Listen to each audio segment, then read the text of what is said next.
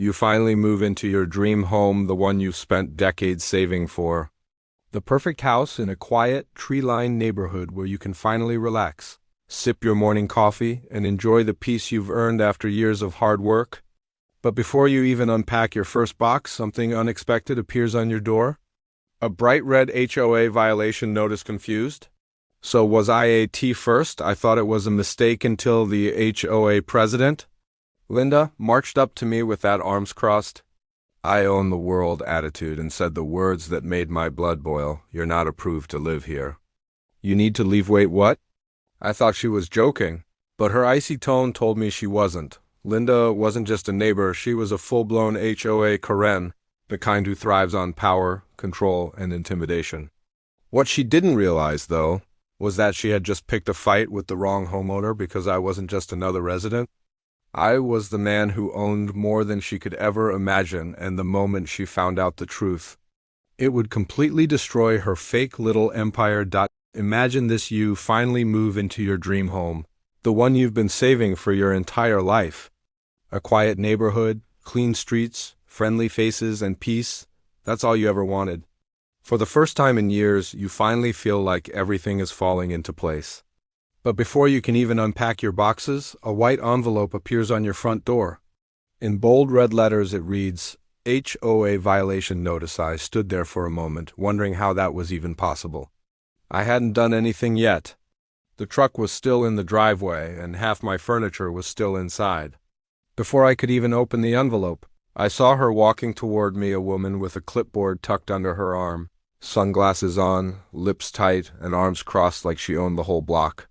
That was my first introduction to Linda, the HOA president and the self-proclaimed queen of this community. You're not approved to live here, she said flatly. You'll have to leave immediately. For a second, I thought she was joking. I laughed, waiting for her to crack a smile. She didn't. She stared at me like I was a trespasser. Excuse me? I asked. She tilted her head slightly. We didn't approve your residency. This community has strict standards. You'll need to contact the board before moving. Aini stood there, stunned. The house was mine, paid in full. Yet this woman acted like she was the sheriff of the neighborhood. What she didn't know, and what she hadn't even bothered to check, was that she was talking to someone who had far more authority than she could imagine. They'd spent decades working, saving, and cutting every unnecessary expense just to buy this place. I didn't want anything fancy, just a quiet home where I could sit on the porch, drink my coffee, and enjoy retirement. I looked around at the yard, the garden, the sky. Everything felt perfect. Except for Linda. When I finally opened that violation notice, I had to laugh. It said I had broken HOA guidelines by placing unapproved furniture on my porch. My porch furniture. I looked at the single wooden rocking chair sitting beside the door, the one that used to belong to my late mother. It was simple, clean, and well-kept, and meant the world to Melinda. Crossed her arms tighter. That chair isn't allowed. It doesn't fit the community aesthetic. It lowers property values. I blinked. It's a rocking chair, not a billboard. It's not approved, she repeated, her tone dripping with that fake politeness people use when they think they're better than you. I could feel my patience wearing thin, but I wasn't about to get angry on day one. I'm pretty sure I don't need approval for a chair, I said. She smirked, the kind of smirk that said she loved being in control. Actually, you do. And by the way, I don't recall approving a new tenant. Did the owner even get permission to sell? That's when I understood what this was about. She thought I was a renter. Someone temporary. Someone she could push around. I smiled a little. I don't think the owner needed to check in with you. Her eyes lit up. Oh, they definitely do. If they didn't, I'll have to start the eviction process myself. Eviction. That word made me laugh. I reached into my pocket, pulled out my keys, and twirled them around my finger. Good luck with that, because I'm not a renter, I said slowly. I'm the new owner. Her expression cracked instantly. The confidence vanished. Her mouth opened and then shut again. You bought this house? Paid in full, I replied. Signed, sealed, and delivered. She blinked a few times before forcing a smile so fake it almost hurt to look at. Well, welcome to the neighborhood, she said, suddenly sweet as sugar. I'm Linda, the president. Let me know if you need anything. I just nodded and shut the door before she could say another word, of course. That was only the beginning. Within a week, the violation notices started multiplying. One for my porch light, apparently it was too bright. Another for my trash bins, even though I'd placed them out exactly on schedule. Then another for parking my car in my own driveway. It became clear that since she couldn't evict me, she was going to make my life miserable, but I wasn't going to play the victim. I started documenting everything: photos, videos, dates, every ridiculous notice. I was building a case, and she didn't even realize it. One morning, my neighbor Mark stopped by, holding his coffee mug and grinning. "You really got under Linda's skin," he said. "I noticed," I replied. He chuckled. "She doesn't know you own more than this house, does she?" I smirked. "Not yet. You see, Linda thought she had all the power, but the truth was I owned 10 houses in this neighborhood. That meant I had more voting power in the HOA than she did. I was her biggest nightmare, and she didn't even know it, yet he waited, letting her dig herself deeper. Each violation she sent, each petty rule she twisted, I saved them all. Then, one afternoon, I received a letter summoning me to a mandatory HO, a hearing to discuss my repeated violations. I couldn't help but smile. This was her grand performance. I arrived with a thick folder under my arm, every piece of evidence neatly organized. Linda sat at the head of the table, her chin lifted high, enjoying her little moment of power. But by the time I finished speaking, her smirk was gone. One by one, I dismantled every accusation she'd made. The porch chair? Completely within community standards. The trash bins? Placed at the correct time. The car? Parked legally. Then I turned the tables and presented proof that Linda herself had broken multiple HOA rules: her trash bins left out overnight, her car blocking a fire lane, and an unapproved backyard structure. The room went silent. The board members shifted uncomfortably. Linda turned pale. She tried to argue, but her voice cracked under the weight of her own hypocrisy. When the meeting ended, I walked out calm and satisfied. I thought that would be the end of it. I was wrong. The next morning, a new letter appeared in my mailbox. An eviction notice. She had actually tried to evict me from my own house. I laughed so hard I nearly spilled my coffee. The HOA doesn't even have the legal authority to do that. I let her enjoy her little fantasy for a few days before I walked into my lawyer's office. He read the letter and shook his head, half amused, half stunned. "She really sent this?" he asked. "Yep," I said. "What she did is illegal," he replied. Completely fraudulent. He drafted a cease and desist letter, warning that if Linda didn't retract it immediately, she'd be facing legal action. That same day, I called for an emergency HOA vote. With the number of properties I owned, I had the power to propose a change in leadership, and I wasn't the only one who wanted it. At the meeting, neighbors who had stayed silent for years finally spoke up. One by one, they told their own stories of Linda's harassment and abuse of power. You could feel the shift in the room. People were done being afraid. When the vote was cast, the result was unanimous. Linda was removed as HOA president. A week later, a for sale sign appeared in her yard. She couldn't handle living in a place where she no longer had control. Mark sent me a picture of the sign with one word: victory. That evening, I sat on my porch, rocking gently in my mother's chair, the same one Linda once tried to ban. The neighborhood was peaceful again. No more fake notices, no more tension, no more power trips, and as the sun set, I realized something. This wasn't just about winning against Linda, it was about standing up to every bully who hides behind fake authority. HOAs might have rules, but those rules have limits. When you know your rights, they lose their power. So if you ever find yourself facing an HOA Karen, remember this: document everything, stay calm, and don't back down. Because the mom, if you stand your ground, their entire empire starts to crumble. The moment I moved into my new house, I felt like I'd finally won at life. The streets were clean, the lawns were perfect, and the silence. It was almost too peaceful.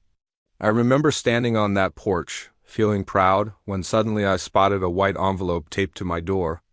In big, red letters, it read, HOA violation notice. At first, I thought it was a mistake. I hadn't even unpacked yet. But before I could open it, a woman came walking up the sidewalk, clipboard in hand. Sunglasses perched like armor, lips pursed in permanent disapproval. That was Linda, the self-appointed queen of this neighborhood, the HOA president, and the kind of person who thinks every rule was written just for her to enforce. "Excuse me," she said without even a hello. "You're not authorized to live here," I blinked, confused. "I just bought this house," I said. She smirked like I'd told her a joke. "We didn't approve of you. The HOA has strict standards. You'll need to contact the board immediately." I couldn't help but laugh. "Ma'am, this is my house. I don't need approval to live in my own home." Her face tightened. "We'll see about that," she said, scribbling something on her clipboard before marching away when I opened the violation letter. It said my porch furniture wasn't community approved. The only thing on my porch was an old rocking chair, the one that belonged to my mother. The chair was spotless, perfectly maintained, and meant more to me than anything else in that house. But apparently, it didn't match the community aesthetic. I shook my head and ignored it. But over the next week, the letters kept coming. One for my porch light being too bright. One for leaving my trash bins out even though they were out exactly on time. Another for parking improperly in my own driveway. It was harassment, plain and simple. That's when my neighbor Mark stopped by. "You've already met Linda, huh?" he said with a smirk. "Oh yeah," I replied. "She's on a mission." Mark chuckled. "She doesn't know who she's dealing with." I smiled a little. "No, she doesn't. You see, Linda thought I was just some random homeowner she could push around. What she didn't know was that I owned 10 houses in this neighborhood. Every single one of them under my name. Which meant I wasn't just a resident, I was the majority property owner, but I didn't tell her that. Not yet. I let her keep playing her little power games, sending her silly violation letters, thinking she was untouchable. I wanted her to dig her own hole deep enough that she couldn't climb out, and believe me, she did. Linda wasn't just annoying, she was relentless. Every single morning, I'd find another bright orange envelope taped to my front door, stamped with the HOA logo like it was a warrant. One day it was my mailbox height being non-standard. The next, it was my grass being too long, even though it was perfectly trimmed. It was obvious she wasn't enforcing rules. She was targeting meat first. I tried to ignore it. I thought maybe she'd get tired and move on. But Linda was the type who lived for drama. If she couldn't control you, she'd make your life miserable until you gave in. It got to the point where I couldn't even enjoy my morning coffee without looking over my shoulder. She'd patrol the street like a security guard, clipboard in hand, scanning my house for anything out of place. One afternoon, I caught her taking pictures of my backyard from behind the fence. That's when I walked out. "Hey," I called out. "What do you think you're doing?" She froze, caught red-handed. "I'm conducting an inspection," she said defensively, "of my backyard." "Without permission?" "It's part of my HOA duties," she replied, her voice trembling just a bit, but still full of that fake authority she loved so much. I walked closer. "You don't have any authority on my property, none, so if I catch you trespassing again, I'll call the police." She smirked. "You wouldn't dare," I smiled back. "Try me." After that, she kept her distance, at least for a few days. But the violation notices didn't stop. They got worse. One letter claimed my car was leaking oil and damaging the driveway. Another said my roof color was unapproved. She even accused me of running a business from home. All lies. Mark dropped by again one evening, shaking his head. "She's obsessed, man. You're living rent-free in her head." I laughed, but inside, I was starting to lose my patience. "I've got everything documented," I said. "Photos, dates, all of it. If she wants a war, she's going to get one." Mark grinned. "She has no idea who she's picking a fight with." He was right. Because while Linda thought she ran the neighborhood, the truth was I had more power than anyone else on that street. Owning 10 houses meant I had 10 votes in every HOA decision. She didn't even come close. But I wasn't going to reveal that just yet. I wanted to let her hang herself with her own rules. A few weeks later, I got a letter. This one wasn't taped to my door. It was delivered by certified mail. Inside was a formal summons to an HOA disciplinary hearing for repeated violations. The nerve! I remember laughing out loud. She really thought she could drag me in front of the board and humiliate me. But if that's what she wanted, I was ready. When I walked into the meeting room that day, Linda was sitting at the head of the table, surrounded by a few board members. She looked so pleased with herself, like she'd already won. "Thank you for coming," she said smugly. "We're here to address the ongoing violations of community standards at your residence." I sat down calmly, setting a thick folder of documents on the table. "Sure," I said. "Let's talk about it." She began reading through her list, every ridiculous claim she could think of. The porch furniture, the trash bins, the lights, even my garden hose color. Each one more absurd than the last. When she was done, she leaned back in her chair with that fake smile. "Now, unless you plan to make immediate corrections, we'll be forced to issue fines and pursue legal action." I took a deep breath, then opened my folder. "Actually, before you do that, let's go over some evidence." I started laying out photos time-stamped, clear proof that every so-called violation was false. My porch furniture, approved by the HOA's own guidelines. My trash bins, placed out exactly on the designated day. My car, no oil stains, no leaks. Every single claim she made was a lie. The other board members started exchanging glances. You could feel the shift in the room. The confidence in Linda's face began to crack, but I wasn't done. I pulled out another stack of photos, this time of her house. Her trash bins were left out overnight, her car was parked in a fire lane, and her backyard was filled with unapproved decorations. And just to twist the knife, I pulled out a copy of the HOA rules and pointed at the exact section she had violated. "This," I said, sliding the paper across the table, "is what you call hypocrisy." Linda's face turned red.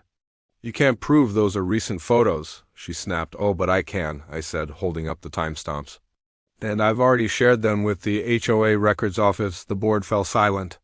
One of them cleared his throat and said quietly, "Maybe we should table this discussion for now." Linda tried to speak, but her voice was shaking.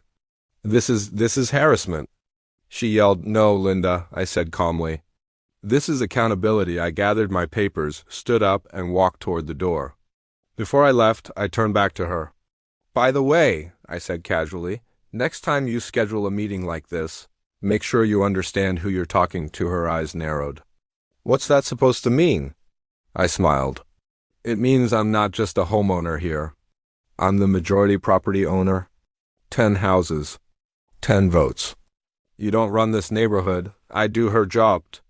The room went completely silent. You could hear the air leave her lungs. I didn't wait for her response. I just walked out, closing the door behind me with a quiet satisfaction that words couldn't describe. That night, my phone buzzed. It was Mark, laughing. "You broke her," he said. "She's been calling an emergency meeting ever since you left." I leaned back in my chair, sipping my coffee. "Good," I said. "Because I'm calling one to vote her out within days." The neighborhood came alive. People who'd stayed silent for years finally spoke up. Turns out, Linda had been tormenting everyone, handing out fines for things like garden gnomes, kids' bikes on the sidewalk, and even Christmas lights. The stories poured in like water from a broken dam. When the vote came, it wasn't even close. Every single homeowner, including me, 10 times overvoted for her removal. She sat there in disbelief, trying to argue, trying to twist the rules one last time. But it was over. She lost. The next morning, her "for sale" sign went up. She couldn't stand living in a place where she no longer had control. And for the first time since I'd moved in, the neighborhood felt peaceful again. The day after that brutal meeting, I thought things would finally calm down. But if there was one thing I'd learned about Linda, it was that she didn't go down quietly. Power wasn't just something she held, it was her identity. Losing control was like losing oxygen for Harry. Woke up that morning to find another envelope in my mailbox, but this one was different. Thick paper. Bold letters. I tore it open and froze.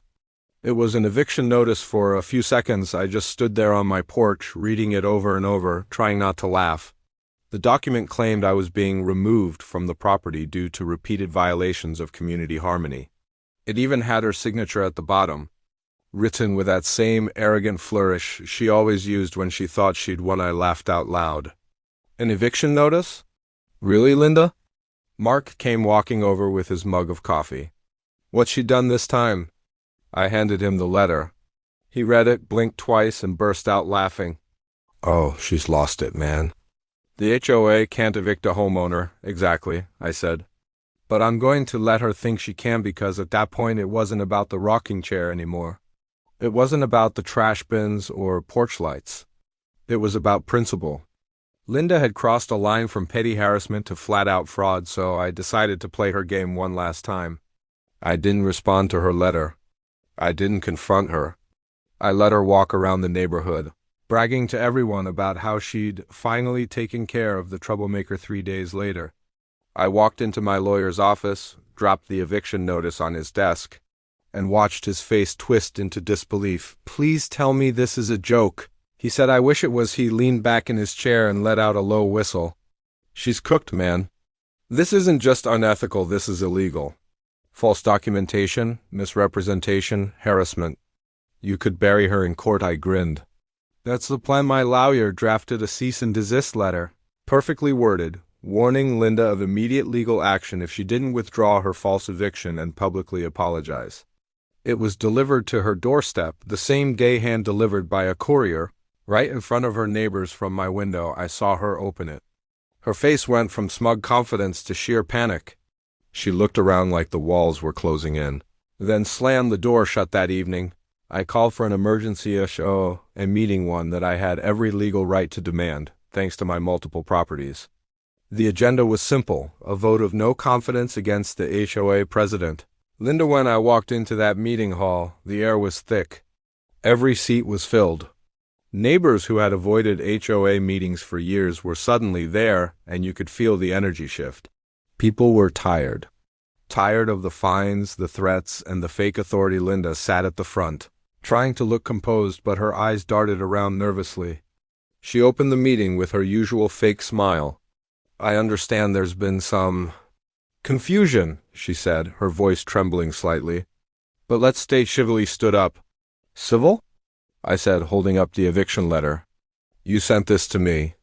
You forged a legal document and tried to evict a homeowner, the largest property owner in this neighborhood, from his own house."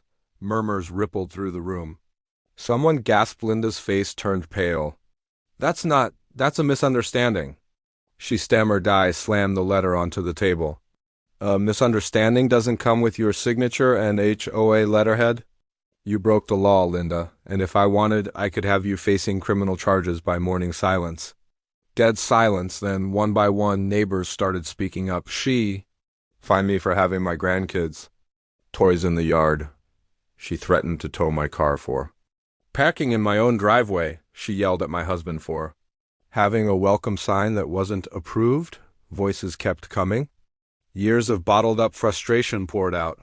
You could see the realization hit everyone. They weren't alone. Linda tried to regain control, slamming her hand on the table. "Enough, I'm the president. I make the rules."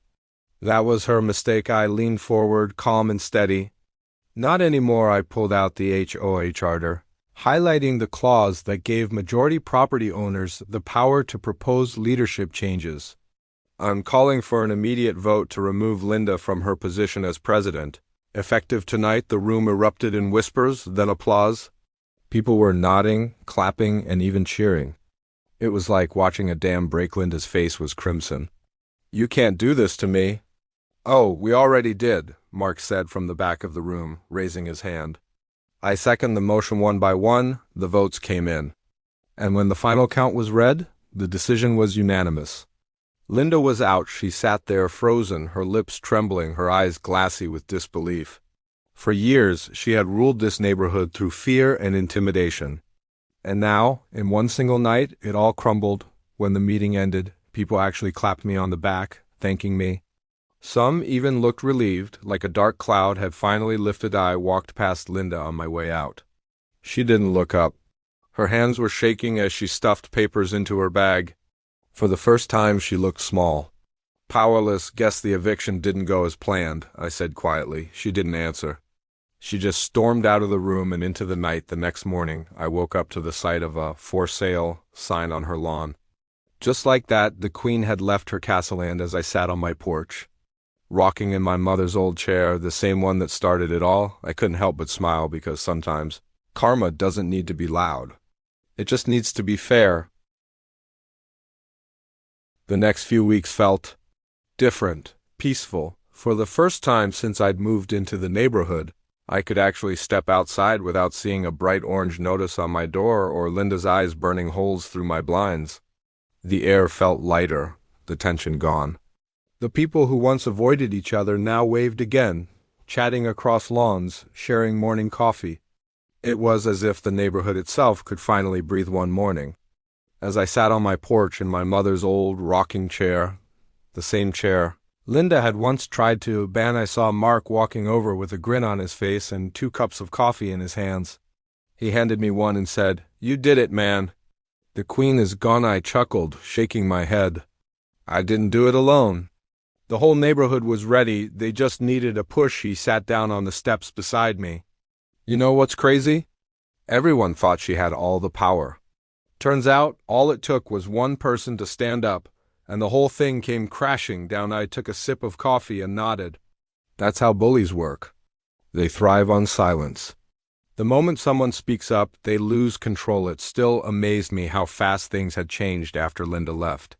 The HOA board elected a new president, a soft-spoken retired teacher named Emily. She wasn't loud. She wasn't controlling, but she actually listened.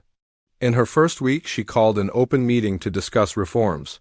For the first time, every seat was filled, not out of fear, but curiosity. We went over the bylaws line by line, fixing the broken rules Linda had used as weapons. Fines for nonsense violations were erased. Approval processes became transparent. People were given a say in their own community. Again, it wasn't just paperwork, it was healing. I remember one older couple, the Parkers, standing up during that meeting and thanking everyone. They'd been fined dozens of times for having their grandkids' toys on the front lawn. Now they smiled through tears as they said, "It finally feels like home again." That hit me. Because that's all anyone really wanted, a place to belong. Not to be bullied. A few days later, as I was mowing my lawn, a delivery truck pulled up across the street. I didn't think much of it until I saw what was being loaded into the back. Linda's furniture. Box after box, all neatly packed. She was leaving. For a good part of me wanted to feel pity, but I couldn't. She'd built her little empire on fear, and fear always collapses when the truth steps in. I watched her step outside one last time, standing by the moving truck, looking at the street she once ruled. Our eyes met for a moment. There was no smirk, no glare, just silence. She got into her car and drove away without a word. I went back to my lawn later that evening. Mark texted me a picture of the empty house with one word: peace. He wasn't wrong. For months after, people actually smiled again. Kids played on the sidewalks without parents worrying about HOA rules. Neighbors started decorating their yards for the holidays. The place finally had life again in me. I finally got what I dreamed of when I first bought that house: quiet mornings, calm evenings, and no drama. I'd sit on that porch with my coffee, watching the sun dip behind the rooftops, the wooden chair creaking softly beneath me. And I'd think about how close I came to giving up. There was a moment early on when I almost sold the place, packed my things, and walked away. If I hadn't stood my ground, if I hadn't documented everything, if I hadn't believed I had the right to live in peace, Linda would have won. And the next person after me would have gone through the same. Hell, that's the thing about power. When you let someone misuse it unchecked, they don't stop. They just get worse. But the moment you call them out, they crumble. Because their power isn't real. It's borrowed from everyone too scared to fight back. I didn't just win against an HOA president. I reminded a whole community that rules exist to protect, not to control. That homeownership isn't about who has the loudest voice, it's about respect. Weeks later, I got a letter from the new HOA resident, Emily. Inside was a simple handwritten note. "Thank you for standing up when the rest of us couldn't. Because of you, this place feels like home again." I folded the note and set it on my kitchen counter, smiling. It wasn't about the recognition, it was about knowing something good had come out of all the chaos. Sometimes the best victories don't come from shouting or fighting. They come from patience, evidence, and the truth. And when the truth finally shows up, it doesn't need to yell, it just stands there quietly. And everything false collapses on its own. That evening, I sat on my porch again, the soft wind brushing through the trees, the same rocking chair creaking gently beneath me. Across the street, new neighbors had just moved into Linda's old house. A young couple with a toddler who was chasing bubbles on the lawn. The husband waved at me. Hey, neighbor, he called out. I smiled and waved back. Welcome to the neighborhood. And for the first time since I'd moved in, I meant it completely because finally, this neighborhood wasn't ruled by fear anymore, it was ruled by peace. So what do you think? Was Linda's downfall pure karma or just justice finally served? Have you ever dealt with a power-hungry HOA or a neighbor who thought they ran the block?